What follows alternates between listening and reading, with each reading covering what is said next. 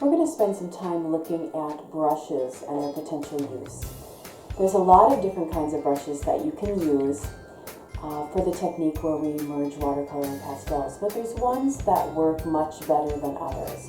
So we're going to look at that a little bit today, what to use, what not to use. This is a set that I often order from Jerry's Artorama. They are designed for acrylics, but they're perfect for this particular media combination, and I'll show you why. What we're looking for in a watercolor brush is something that is going to give us some spring. You want it to be flexible and give you control. You don't want a brush that is natural bristle. You can see the difference as far as the spring quality.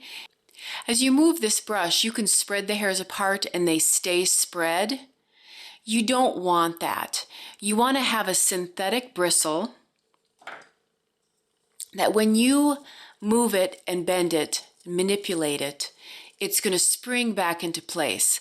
This is going to give you the control that you need as we start to work the watercolor and the pastel together.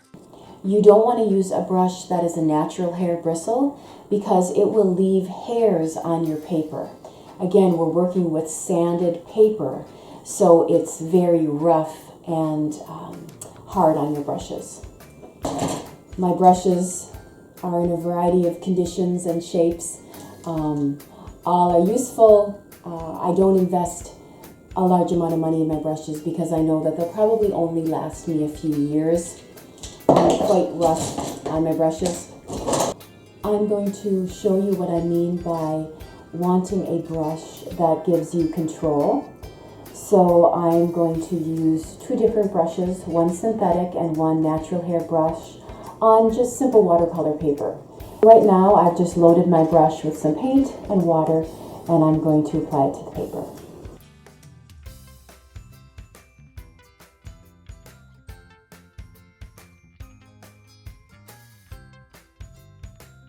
You can see that even though it's quite a large brush, I have a good amount of control. Next, I'm going to use a brush that's a natural bristle hair brush. But I don't have as much control. The bristles spread out as I work, and I don't have the ability to press into the paint and manipulate it quite as well. Back to my synthetic brush. I can get some nice sharp lines. I can lift off and move the paint. With my natural hair brush, it's just much more difficult. It wants to spread out and press. I can get some lines, but it's very soft.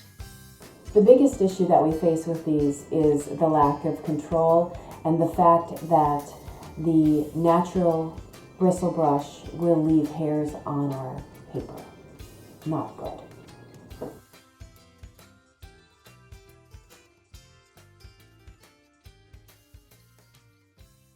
Find one that's recommended for acrylic or oil painting.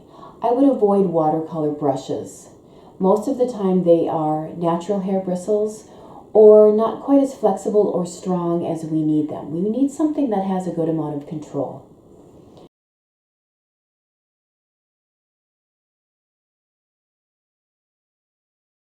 This would be more than enough to get you started in this class. Over time, you may choose to add other brushes. You can see I have quite a variety. So if you have questions about what kind of brushes to get, just send me a note and I'll get you started.